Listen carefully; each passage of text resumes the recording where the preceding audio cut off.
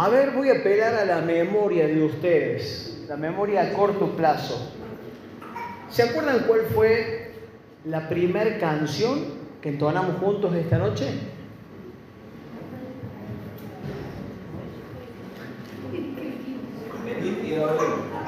Venid fieles todos a Belén marchemos. Una canción preciosa que describe lo que ocurrió en aquella pequeña aldea.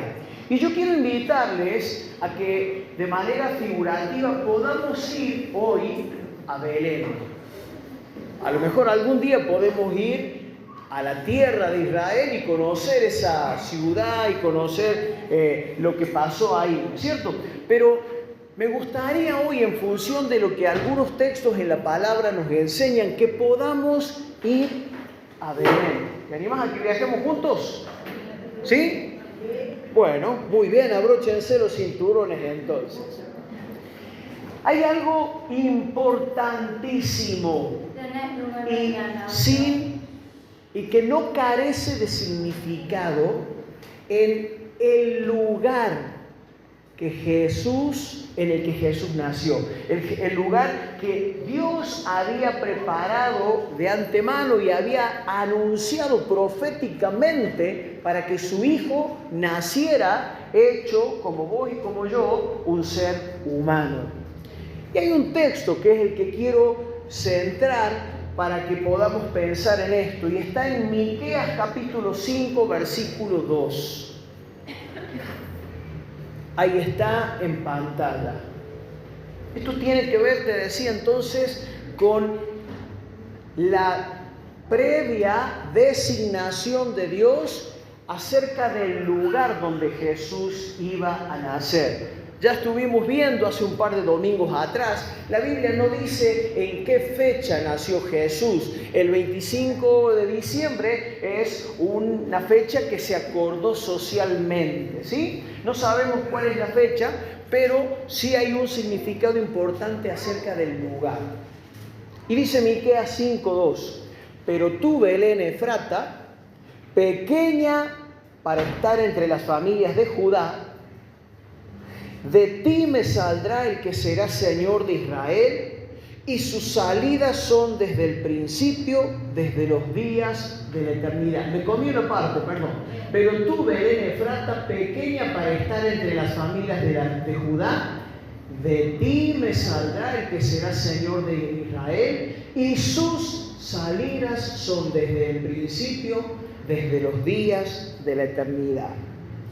Miqueas, el profeta Miqueas, vivió unos 700 años antes de Cristo, muchas generaciones antes de Jesús. Y cuando leemos el relato del nacimiento de Jesús en el Evangelio de Mateo, dice la palabra en Mateo 2:1, después de nacer Jesús en Belén de Judea, en tiempos del rey Herodes, he aquí unos magos del oriente llegaron a Jerusalén diciendo, ¿dónde está el rey de los judíos que ha nacido? Y en esta pregunta, fíjate bien, hay una afirmación y una pregunta, ¿sí? En el enunciado, en la frase, hay una afirmación y una pregunta. ¿Cuál es la afirmación? Que había nacido el rey de los judíos. Y la pregunta, ¿dónde? ¿Sí? Ellos, estos magos que probablemente venían de tierras donde no se conocía la cultura judía, pero seguramente había judíos que habían llegado en algún momento antes de que Jesús naciera, hablando de la profecía y de la estrella de Judá, ¿sí? Anunciando al Mesías Salvador. Entonces estos estudiosos, esta gente que se dedicaba a profundizar sobre las realidades sociales, habían tenido algún tipo de revelación acerca de este Mesías que estaba anunciado a través del pueblo de Israel. Y llegaron a Jerusalén preguntando: ¿dónde está el rey de los judíos que ha nacido? Y la afirmación generó tremenda conmoción en el rey actual de los judíos por ese entonces, que era ¿quién? Herodes. Y Herodes, desesperado, porque era un hombre ambicioso, un hombre que no toleraba que alguien le pudiera hacer sombra, tanto que mandó matar no solamente a una esposa, sino a un par de hijos, por miedo a que ellos ocuparan su lugar en el trono. Imagínate cómo se puso cuando vinieron estas personas importantes del Oriente a decirle: hay un rey de los judíos que ha nacido, hemos visto su estrella, ¿dónde está? Entonces Herodes inmediatamente mandó llamar a los sumos sacerdotes en Jerusalén, los que conocían la Escritura, para preguntarle lo siguiente: ¿dónde dice la Escritura que ha de nacer el Cristo? Y en el verso 5 de ese mismo capítulo dice así: ellos, o sea, los sumos sacerdotes, le dijeron a Herodes: en Belén de Judea, porque así está escrito por el profeta.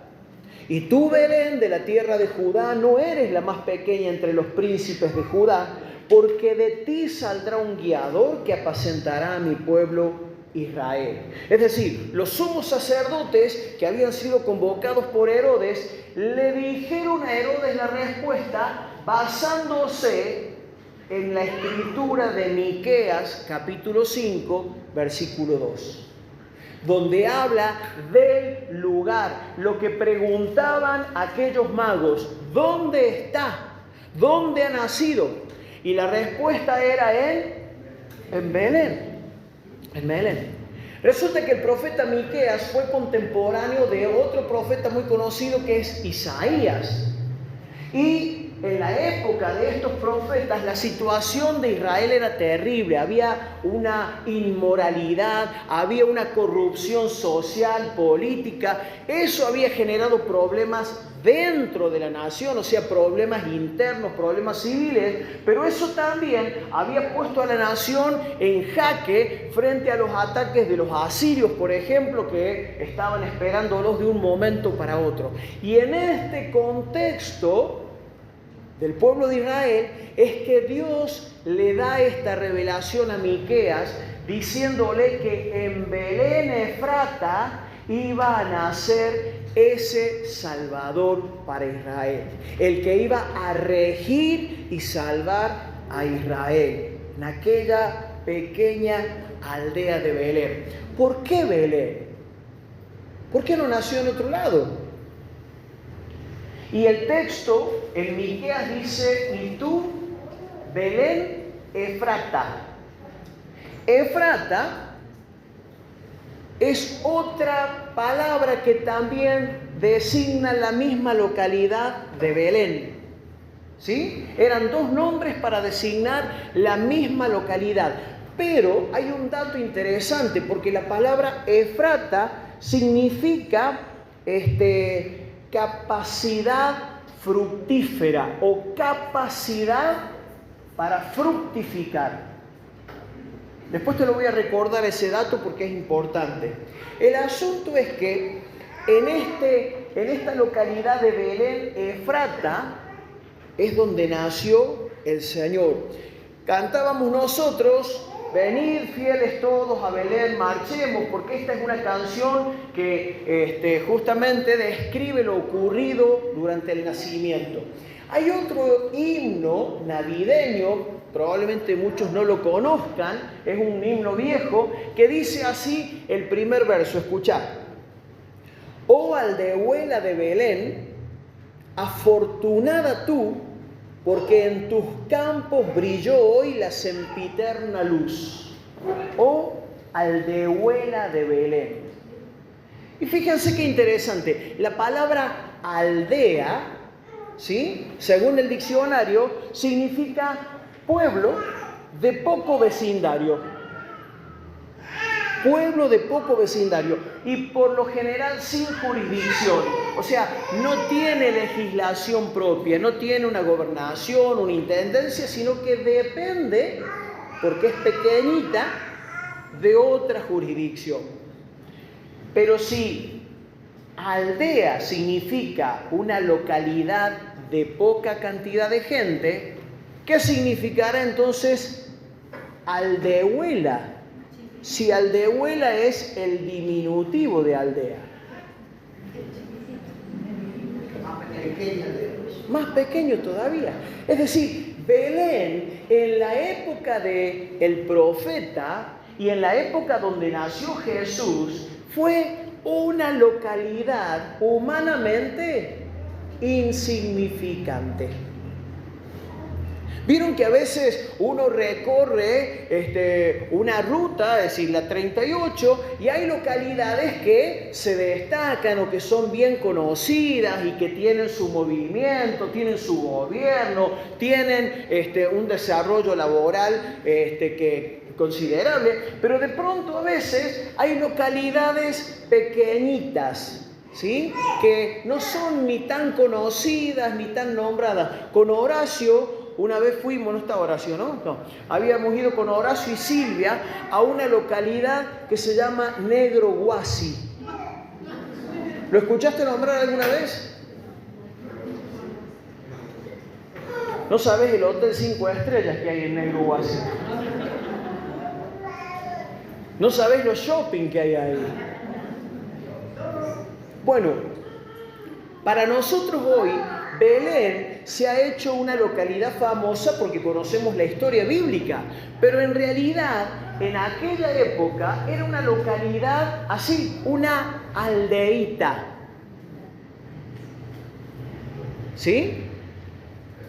Y ahí fue donde, no por casualidad ni por accidente, sino por designio divino, anunciado a través del profeta Miqueas 700 años antes de que ocurriera, ahí nació el Señor Jesucristo. Esto se quedó sin pila de nuevo. ¿Hola? Bueno, ahí está. ¿Por qué escogió Dios un lugar tan pequeñito y humanamente insignificante? ¿Te pusiste a pensar eso? Porque podría haber nacido en Roma. Cuando Jesús nació, el imperio romano era el imperio dominante en aquel lugar. Podría haber nacido en Roma. Podría haber nacido en Jerusalén, que era la capital de Israel y donde estaba el templo. Pero no nació en ninguna de estas ciudades importantes, sino que nació en Belén. Y esto tiene que ver con que Dios siempre se ha encargado de hacer que las cosas sean de tal manera que vos y yo y todas las personas de este mundo no nos confundamos. ¿A qué me refiero? ¿A qué confusión estoy haciendo referencia? Bueno, a las personas, a los seres humanos, vos decime si estás de acuerdo o no, pero a las personas nos impacta muchísimo todo lo que es grande, lo que es llamativo. Y los brasileros, por ejemplo, hacen alarde de que es la ciudad más grande del mundo, ¿no? Y entonces eso es una manera de vender, ¿no? Comercialmente, turísticamente, el lugar donde ellos viven. No te hagas problema, sino a los seres humanos nos deslumbra todo lo que brilla, todo lo que sobresale, nos deslumbra y nos deja con la boca abierta la manifestación de grandes personalidades, deportistas, músicos, gente importante, eventos que se hacen en lugares preciosos, bien vistosos, coloridos, bien decorados. Nos llama la atención todo lo que brilla, la fama, la popularidad. ¿Sí o no? O sea, si yo te invito a ir a Brasil, Probablemente lo pienses y hasta te sumen. Si te invito a ir a pasear las vacaciones a Negro Huasi,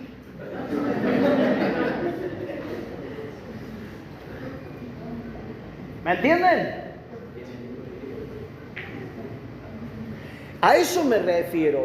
Y el Señor se encargó de que nosotros podamos tener presente que esta obra tremenda, obra de salvación, que involucró a Jesucristo, al Rey de Reyes y Señor de Señores, fuera hecha en la mayor manifestación de humillación. Naciendo en un lugar que para aquella época era Negro Huasi.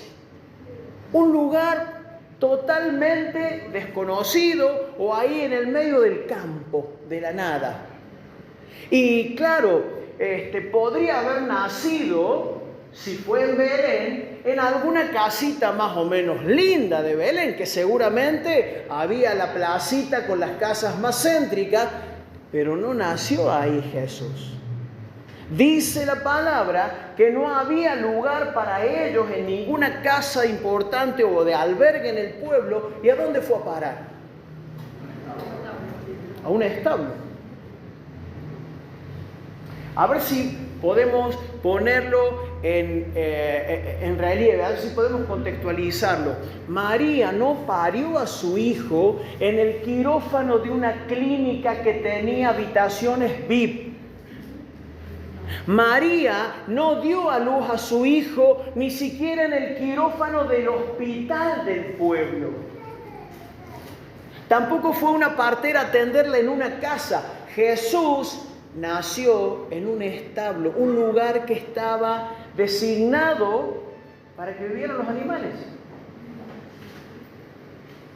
Más allá de todo lo que nosotros hoy vemos comercialmente, ese pesebre donde está María y José muy contentos con el bebé en el medio, de un lado los pastorcitos, del otro lado los magos con los regalitos, los animalitos con cara tierna toda. Entonces, más allá de esa cuestión comercial, la realidad es que Belén es una representación más que clara y contundente de la obra que hizo el Señor Jesucristo de humillarse para traer salvación. ¿Para qué? Para que las personas no nos confiemos en nosotros mismos, no nos confiemos en lo que tenemos, en lo que sabemos o en lo que logramos, sino que podamos tener en claro que solamente por medio del Señor Jesucristo y de su profunda obediencia al Padre, que involucró humillarse a sí mismo,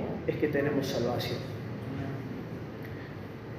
Leía a Joaquín cuando dirigía ahí en la carta a los Filipenses, donde la palabra dice que Cristo, siendo en forma de Dios, no estimó el ser igual a Dios como algo a lo que aferrarse, sino que se despojó a sí mismo tomando forma de siervo, hecho semejante a los hombres.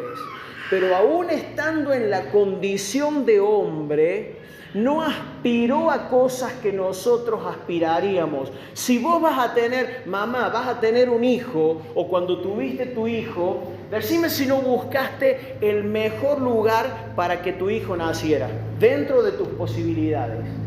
¿Quién iría a tener su hijo a un establo, al campo, entre las vacas, en el corral de las cabras? ¿Quién iría ahí? ¿Te das cuenta que no es tan simpático como parece? Es más, si podemos, ¿no? Si la mutual nos lo permite, vamos a buscar un lugar donde podamos estar inclusive con exclusividad, ¿sí? Para que no haya otra mamá u otro bebé u otros pacientes. Y eso da prestigio. Alguien dice que tuvo su hijo en tal clínica y que tenía el televisor y el aire acondicionado y la cama para el acompañante. ¡Wow! ¡Qué nivel! A ver, no hay nada de malo, podés hacerlo, están tus posibilidades, hacelo. Pero lo que estoy tratando de hacer es poner en comparación para que entendamos lo que significó para Jesús hacerse un hombre de carne y hueso como vos y yo, y estando en la condición de hombre, humillarse incluso hasta la muerte en la cruz. Porque no había otra forma en la que vos y yo pudiéramos recibir perdón de pecados y salvación, sino a través de esa profunda humillación del Señor Jesús. Y el otro motivo por el cual Belén tiene una significación tan grande, tan profunda, es que Belén ilustra o grafica la misma humildad que Dios espera de cualquier persona que se acerca a Él para pedir misericordia, para pedir perdón de pecados, para pedirle a Dios que se apiade de nosotros. Por eso en ese mismo pasaje de Filipenses, en el capítulo 2, verso 5, la exhortación es: haya pues en ustedes, ¿qué cosa? La misma actitud, el mismo corazón, la misma disposición que hubo en Cristo Jesús, el cual se humilló, el cual se despojó, renunció a todos sus derechos. Jesús dijo claramente: cualquiera que se enaltece, ¿qué le va a pasar? Será humillado, pero el que se humilla será enaltecido. Jesús habló de esto cuando contó la parábola del fariseo y del publicano. ¿Se acuerdan? Dos personas que subieron al templo a orar, y el fariseo ya no le entraba el cuerpo en la camisa de todas las cosas que él había hecho. Señor, yo no soy como esta gente, hago ayuno 2 veces, 3 veces a la semana, doy diezmos de todo lo que hago. Estaba pavoneándose de todos sus logros. Se estaba enalteciendo. Mientras que el publicano lo único que hacía era golpearse el pecho con dolor y decir: Señor, ten misericordia de mí, soy un miserable pecador. Y Jesús dice claramente, la historia termina con que el publicano, el que se humilló y reconoció sus pecados, descendió a su casa justificado antes que el otro. Dios declaró justo a ese que se humilló. Belén es una representación de la importancia fundamental de que haya en nosotros el mismo sentir que hubo en Cristo Jesús, el de la humildad, hermanos queridos. Mira, Jesús dijo también que debemos entrar por la puerta estrecha, la puerta angosta. ¿Entrar a dónde? ¿Al templo? ¿A dónde? Al camino de la salvación, al reino de los cielos. Por la puerta estrecha se entra. Y dijo: ancha es la puerta y espacioso el camino que lleva a la perdición, y mucha gente va por ahí. Pero estrecha es la puerta y angosto el camino que lleva a la vida eterna. ¿Sabes qué?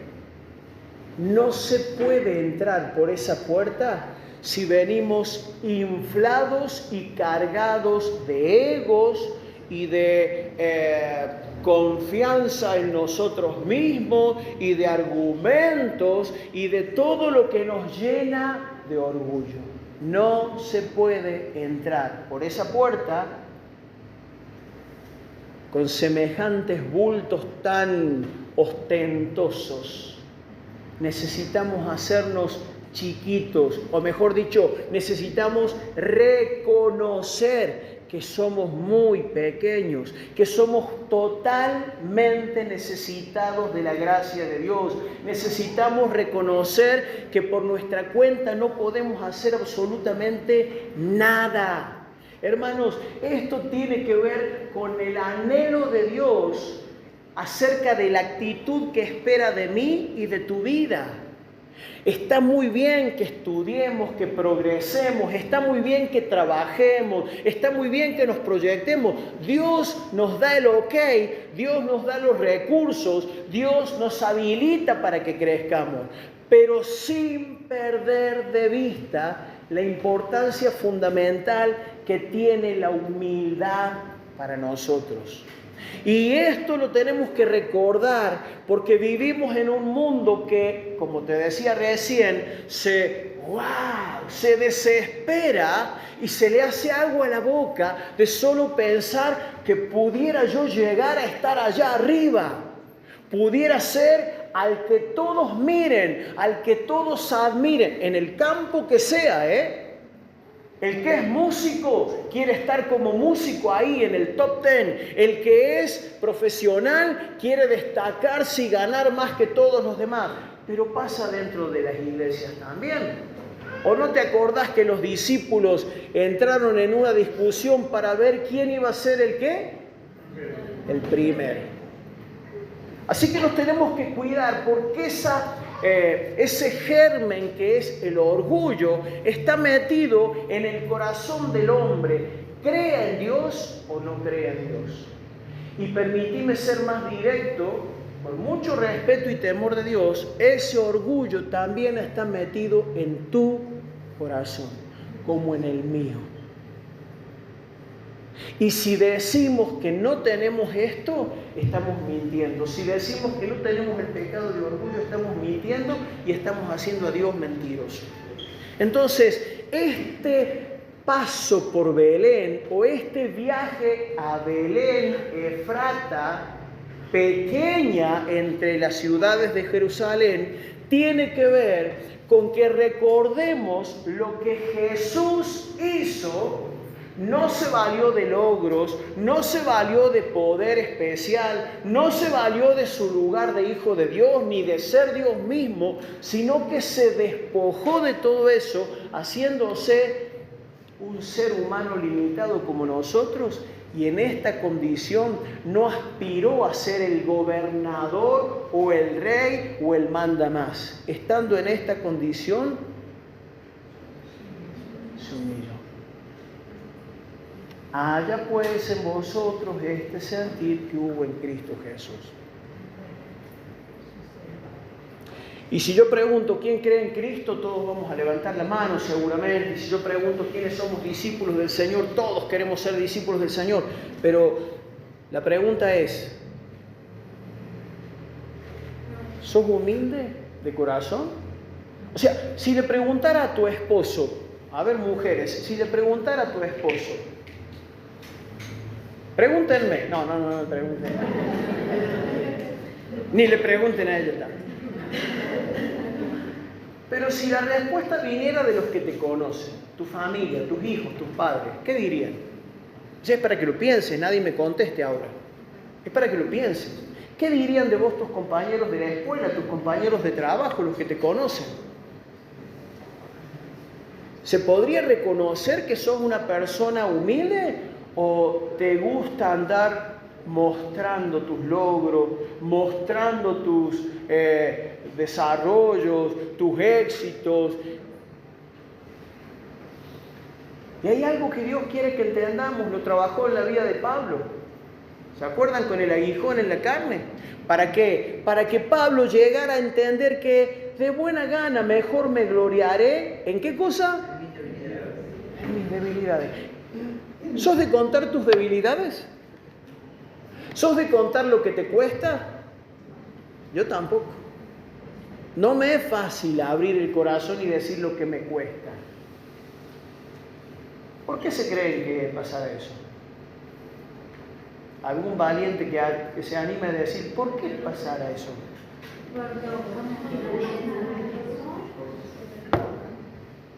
Yo sé que algunos están peleando adentro suyo con esto porque no les gusta reconocer, pero la realidad, hermanos queridos, es que todo eso tiene que ver con esta condición que viene del mismo infierno. El orgullo viene infiltrado desde el infierno. El diablo Sería largo y para otro tema explicarlo, pero el diablo fue el que en algún momento, siendo creado por Dios, pero no como diablo ni para el mal, sino que estaba entre los ángeles de Dios y adoraba a Dios, quiso ser como Dios y quiso poner su trono a donde estaba el trono de Dios. Y eso después se dio claramente cuando a Jesús, hecho hombre, le dijo: a mí se me han dado los reinos de la tierra y la gloria de ellos, y a quien quiero la doy. Si vos te postrás y me adorás, yo te voy a dar todo esto.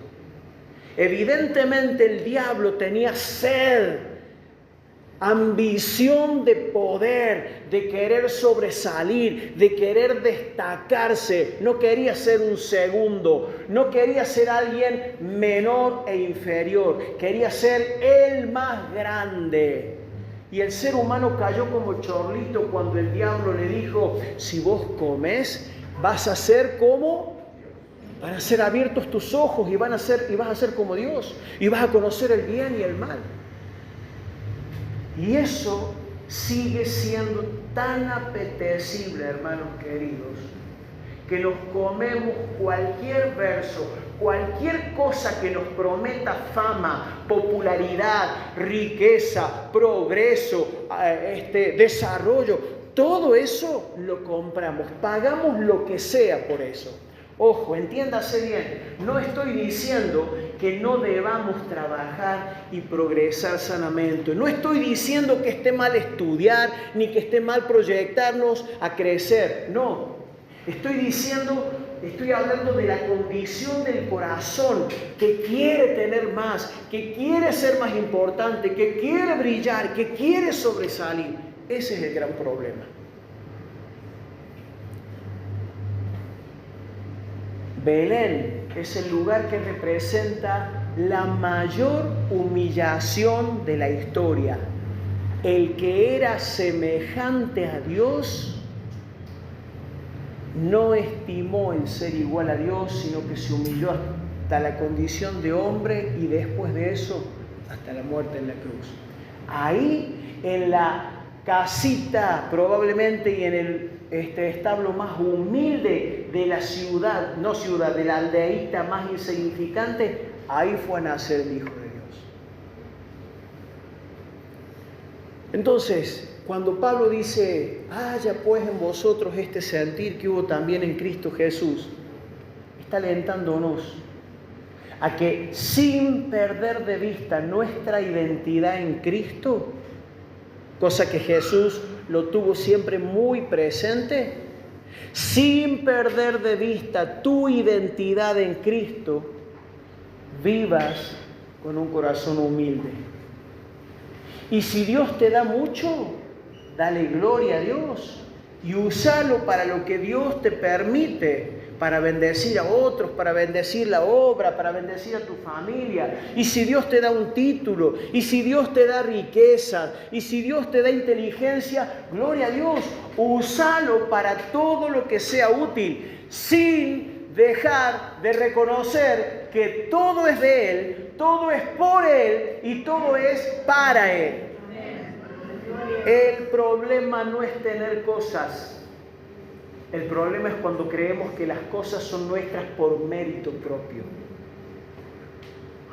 ¿Se entiende, hermanos? Entonces, Belén representa eso. El lugar de la humillación por obediencia al Señor. Pero ¿te acuerdas que te dije que Belén también aparece como Belén Efrata? Y es la misma localidad. Pero Efrata significa capacidad de fructificar. Vino a mi corazón, creo que el Señor me guiaba a este texto donde el Señor Jesús habló para ilustrar el reino de los cielos de aquella semilla de mostaza. ¿La recordás? La leemos juntos. Marcos 4 del 30 al 32 dice: Jesús dijo: ¿cómo puedo describir el reino de Dios? A ver, se rascaba la cabeza para tratar de volver a decirles cómo podían imaginarse el reino de Dios, porque ya les había dicho un montón de parábolas acerca de este reino de su Padre. Y entonces dice, ¿cómo puedo explicarles de otra forma el reino de Dios? Y entonces se le ocurrió y dice, ¿qué relato emplearé para ilustrarlo? Verso 31, ya sé, escuchen bien, el reino de Dios es como una semilla de mostaza sembrada en la tierra. Y va a describir, es la más pequeña de todas las semillas. ¿Cómo es la semilla de mostaza? La más pequeñita. Pero se convierte en la planta más grande del huerto. Sus ramas llegan a ser tan grandes que los pájaros hacen nido bajo su sombra. Capacidad de fructificar.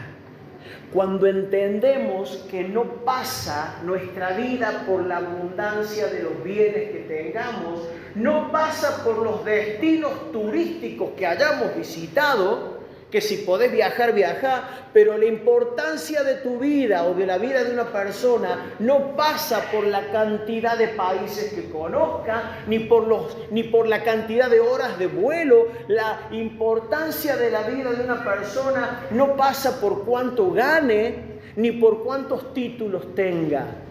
Todo eso sirve, escucha bien, mientras estás acá en esta tierra. Pero pronto volamos, dice el salmista. Y el profeta y los salmistas también decían, la vida del hombre es esto, un soplo. La vida del hombre es como la flor de la hierba. Sale el sol, se seca la hierba, se marchita la flor y nadie más supo que ahí hubo un día una florcita muy bonita. Así somos, hermanos. Por eso te digo, los logros materiales o los logros sociales pueden servir en el mejor de los casos para acá y para ahora. Pero en el cielo no vamos a poder decirle al Señor, mirá los viajes que hice, mirá los títulos que logré, mirá la posición que yo tenía en la escuela, en el trabajo, en la iglesia. Eso no sirve. Pero sí sirve aquí y para la eternidad un corazón como el de Cristo. Haya pues en ustedes este sentir, esta actitud, esta decisión de obediencia y de honrar a Dios, como la que hubo en Cristo Jesús. ¿Qué hizo Cristo? Se humilló, obedeció, no hizo alarde de lo que sabía, de lo que tenía, de lo que podía, sino que se despojó. Hermanos queridos, esto es clave si nosotros queremos vivir tranquilos, si queremos vivir en paz, sin andar peleando, ¿no? Sin andar generando competencia, ni rivalidades, ni celos, ni envidia, todo lo que hablábamos la semana pasada. Necesitamos pedirle a diario al Señor, manténeme bajito, Señor. Manténeme tranquilo, Señor. Es necesario que yo y que Él crezca. No era una frasecita armada. Juan el Bautista había entendido lo que esto significaba. Qué bueno si pudiéramos, teniendo en cuenta esto, el significado de Belén, o teniendo en cuenta lo que contó Jesús en esta parábola de la semilla de mostaza. Señor, hay cosas que al resto de la gente le parecen pequeñas e insignificantes. Hay cosas que la gente no elegiría según la lógica humana. Como recién yo les dije, nadie elegiría ir a pasear a Negro Huasi. Todos irían a las ciudades más importantes turísticamente hablando. Pero espiritualmente hablando, hay muchas cosas que a los ojos humanos son así, insignificantes. Por ejemplo, servir a otros, cuidar a otros, servir a tus hijos, a tus padres, a tu familia, a tu esposo, a tu esposa. servir en la iglesia.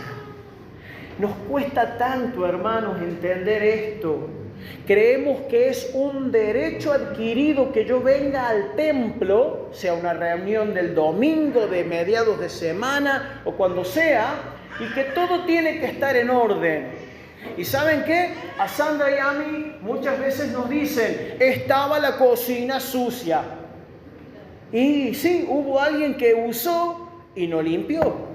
Estaban las sillas desordenadas, no había papel en el baño. Y procuramos que todas esas cosas estén en orden. Pero así como miramos y vemos lo que hace falta, ¿cuándo será el día que de pronto me caiga la ficha y pueda decir, hay que ordenar las sillas? Cuenten conmigo. Hay que recibir a la gente abajo. Cuenten conmigo. Hay que limpiar el baño y no estaba dentro de lo previsto, pero lo vi sucio. Voy a buscar una bolsa, saco la bolsa sucia y cambio la otra. O sea, ¿se te irá a caer algo?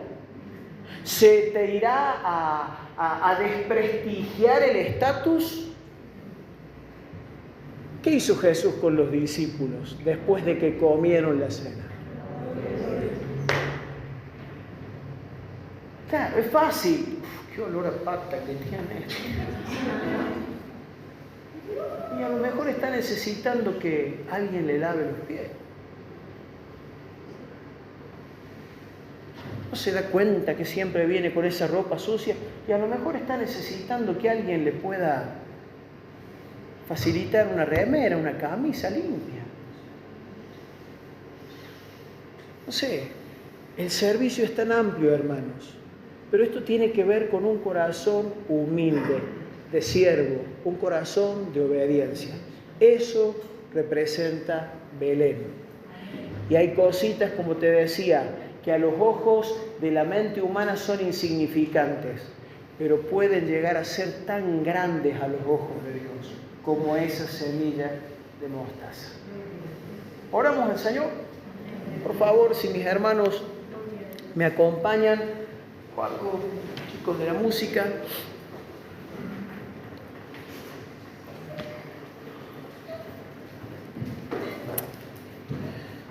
Señor, ayúdanos a mirarte a vos, porque con tanta facilidad bajamos la mirada para compararnos o para señalar lo que los otros hacen mal o lo que los otros no hacen bien, o para señalar lo que les falta a los otros. Como decías vos, Señor Jesús, con tanta facilidad miramos la paja en el ojo ajeno. ¿Cómo nos cuesta mirarnos a nosotros mismos, Señor? ¿Cómo nos cuesta humillarnos? Señor, seguimos tan influenciados por el mundo, que se deslumbra por los brillos, que se deslumbra por la fama y la popularidad, por las riquezas, por todo lo que al ojo y a nuestra naturaleza humana le impacta tanto. Señor, ayúdanos a mirarte a vos. Ayúdanos a desear, a procurar, a trabajar en nuestra vida, en tu presencia, para que pueda ser nuestro anhelo, nuestra meta, nuestro objetivo, parecernos cada vez más a vos. Que haya en nosotros el sentir de Jesús. Que aprendamos a servir con la misma actitud humilde que Cristo sirvió. Que podamos aprender a obedecer como Cristo obedeció, y aún renunciar cuando sea necesario, como Cristo renunció a lo suyo.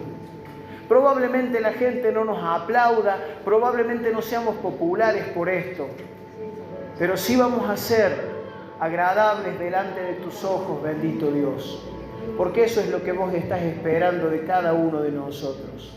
Señor, gracias porque vamos a recordar en estos días ese nacimiento tan precioso, pero a la vez tan humilde No había comida en abundancia, no había adornos, no había wifi, no había televisión, no había más que animales y olor a establo. Y ahí viniste a nacer para poder tener un cuerpo que después sacrificaste en la cruz como Cordero Santo y sin mancha, para darnos perdón de pecados y limpieza de toda inmundicia. Te damos la gloria y la honra, Señor. Bendito seas. Amén y amén.